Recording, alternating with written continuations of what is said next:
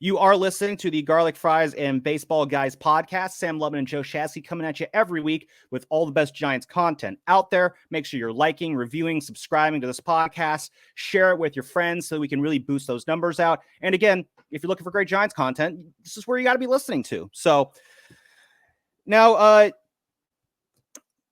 we had Dave Fleming on the Morning Roast yesterday on Wednesday, and I want to play a clip here that he kind of talked about where basically kind of talk about the Giants plan being back on. And I kind of want to get into just kind of with the Giants playing well right now, with the farm system starting to show some sort of, well, you know what, let's hear what Dave had to say and then we'll get into it. Because the Giants, this whole thing, all the angst from Giants fans these last few years, I think has stemmed from one decision.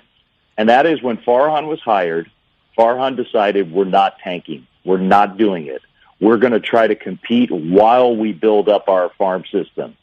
But there's two parts to that. They didn't tank, and then we got 2021 out of it, which was an amazing, joyful season. But then the other part of the plan last year really went off the rails. Yeah. And it's back on now. And this has been the plan all along, which is to try to compete while you might have to mix and match and use some patchwork stuff with some shorter-term free agents, but, while we build that farm system. And the Giants have been heavily criticized for that, to me, unfairly, because that's the way you do it. If you're going to do both at the same time, you're going to have to use aspects of both.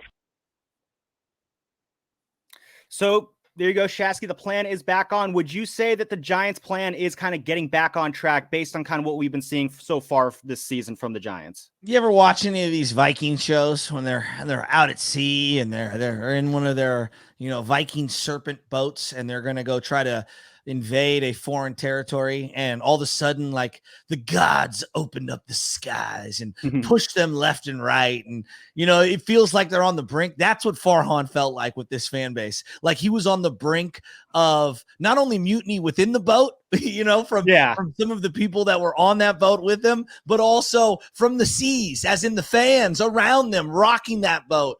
And it does feel like everybody woke up and the sun is now shining on their faces. They may not know where they're going, but they survived the storm like they did. It's been one winning season since the Obama administration. I'm going to use that line again over and over and over again. It's true.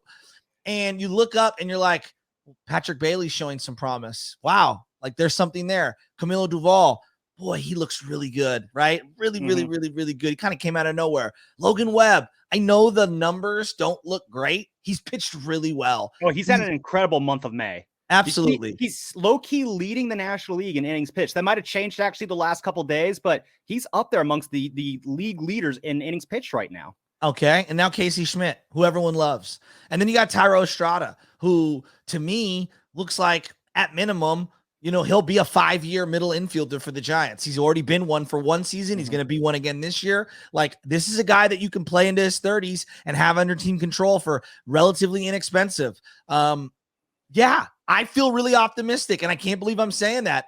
Everything seems to be pointed arrow up for this team. And so, like those Vikings surviving the storm in their boat, they wake up and, wow, the sun's shining on your face. And wait, is that Landa Ho? Like, that's what it feels like with all of these prospects being ready to get called up. And the minor league system, it feels like, has done a complete 180. And whereas everyone was looking terrible a year ago, they all look positive now.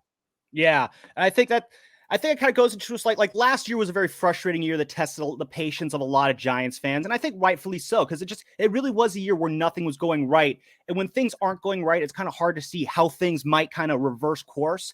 I do think at the end of the day, like, this is why I was really banging the table on being patient with Farhan's plan last year, because the way he describes it's very simple, but overall it is a long-term process. And one thing I would always say is that I really do not think that people really appreciated, or I don't know if appreciate's the right word, but really just digested how down bad the Giants were at the end of the 2018 season when Farhan got here. This was a very, very bad farm system with no real contributors anywhere near close to reaching the big league level. I mean, Joey Bart was one of the top prospects when Farhan got here, and he had only been in the system for a year. You had a team that had desperately tried to turn a 98 loss team into a 90 something win team by shipping out guys like Brian Reynolds and Christian Arroyo and bringing in Andrew McCutcheon and Evan Longoria respectively. Now, Arroyo's kind of bounced around a little bit since he left. But he's, I think, kind of become a capable player for the Red Sox. Brian Reynolds has become one of the better players in the National League. And I definitely think that the Giants, could have used a guy like him. But it was a tough situation that Farhan worked into. It was going to take a long time to clean the muck out. And a part of me, I do respect the fact the Giants tried to kind of do this 2 timeline thing of putting a competitive team on the field while also trying to rebuild, while also acknowledging just how difficult it is. I remember back in February 2020, going to the season ticket event with where you can meet Farhan and Gabe Kapler. And I remember talking to Farhan, just being like, hey, what's the future going to look like for this team? And he kind of said, we're very anti-tanking. We're always going to do what we can to put the most competitive team on the field. And that is how Farhan is. He wants to win. He enjoys competing. He hates losing. And we kind of also talked about, you want to create a template, a template where you have this set kind of process for how you bring guys up, plug them into the team, plug them into the big league roster, and then go from there. Our board op on the show, Joe Spadoni, he sent a text the other night that kind of stuck out to me when he mentioned the Dodgers seem to have a never-ending pipeline of great pitching prospects. And I kind of corrected him and said, no, they just have a never-ending pipeline of prospects, period. Because that's what the Dodgers do. They have a system, a template in place that just cranks out great minor leaguers. And it's why I am convinced the Dodgers will never, ever be bad again, because they have a really good system in place. You know who helped build that system, Shasky? Farhan Zaidi. Outside of Andrew Friedman, those are the only 2 guys who know how to build a system like what the Dodgers have. And that is why I really was kind of holding out on being patient with Farhan. We've seen it work in other places. We know it was going to take a little bit. It's going to take a while, maybe a little bit longer than we wanted. But now you're really starting to see, you know what? The plan, it did make sense. The supplemental players, they are contributing. Mitch Haniger, he's coming around. Michael Conforto looks like he could be a useful player this year. Couple that now with the actual farm system producing. And yeah, when I see Farhan walking around the ballpark these days, his head's a little bit higher right now. Look, the tide's turning. The tide is absolutely turning. I'm way more optimistic. I'm pivoting. Most Giants fans are way more open and more optimistic than they were a couple weeks ago. But Sam, the aspirations are championships. Like once you won a championship and then you won a second one and then you won a third one, that's what you're trying to become. Okay. So we do need to also have the proper perspective to understand when you become like the Cardinals, when you become the more successful at the winning of World Series in the last 30 years than the Dodgers, that's the bar, not just being competitive and seeing some youngsters. So this is a great first couple of steps. Exactly. And I think steps is the right way. I do want to acknowledge that. Like to me, and I know I want to win at the highest level. I want to win the way the Astros win. Oh, absolutely. Like, I do think that it's important to acknowledge perspective. Just like last year, I tried not to get too down on the process when it was struggling. Yes. I'm not going to declare it a full-on success just yet. Because again, you don't want to get too high. You don't want to get too low. You want to still be kind of rational about it. I'm not looking at the same way that we are looking at the Carlos Correa contract, and it's only a couple of months, and you want to freak out. And I'm saying, be patient. You could say the same about Casey Schmidt. His come up right now feels like, wow, oh my God, it feels real, but it could all come crashing back down. And I hope it doesn't, but we do need to be able to think about that a little. Yeah, and the thing about Casey Schmidt's a good example here, because again, the way he's hitting right now, it's obviously not going to last forever. He's not going to be a 350, a 400 hitter for his entire career. Awesome if he is. I'm not going to complain if he is, obviously. But, a couple things like on Saturday night, Schmidt went hitless, or not Saturday day against the Marlins. It was a hitless day for Casey Schmidt. I noticed they were really kind of going inside on him, low inside corner. I asked Gabe Kapler after the game, is that something you're noticing? Are pitchers attacking him? They're trying to find weaknesses. Gabe kind of shot back saying, I think you're being a little too granular about that, but he's not worried about Casey Schmidt.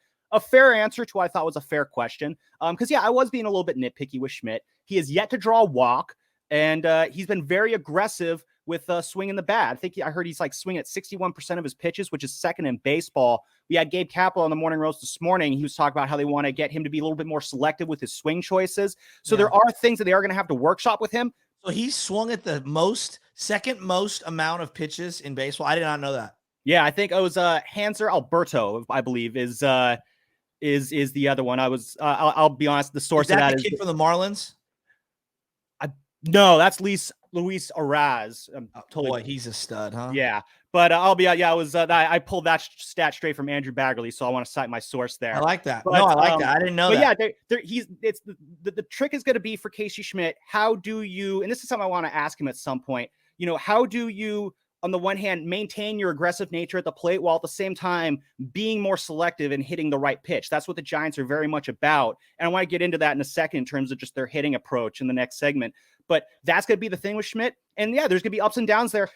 The point is, I think there's a level of patience you still need to exercise with the Giants. But right now, you could say the patience is at least kind of, it's paying off a little bit. Am I looking at this team and saying they're a playoff team? No, I don't think so. I'm not saying playoffs right now. Right now, it would be cool if they make the playoffs mode. I don't think this is a team that they should be making playoff trades at the deadline. Yeah, no, this is about the future. Let's just keep moving forward, positive steps. That's what I like to see. And that's how you know that the Giants plan is still working. I thought last year, at the end of the year, they were a year away from being a year away, if that makes any sense whatsoever. Now I feel like, no, they're about a year away. Like from everything coming up and them, being aggressive and start thinking about, what do we have too much of in the minors that we could get rid of to get something that maybe we don't have in full supply at the big league level or in the minor league level? I'm with you. But look, I'm super optimistic. So I hope it doesn't come off like I am not, because I truly am. No, I think, again, be optimistic right now. Just don't be over the moon about your optimism. And hopefully they can keep maintaining this current pace that they're at right now, because this kind of sets up kind of like 2009. We're at the end of 2009 or even 2008. I remember when that season ended in 2008, you knew like, oh, it's next year's about to be legit. And at the end of 2009 season, you knew that you felt that this team was on the precipice of something special. Agreed. I don't know. I wasn't expecting World Series at the end of 2009. Mainly because it just, it's been so long and never happened in my lifetime. Why would you? But you felt like we were on the cusp of something special with the Giants, and the way things are progressing this season right now, they could be in a similar position once this season comes to an end.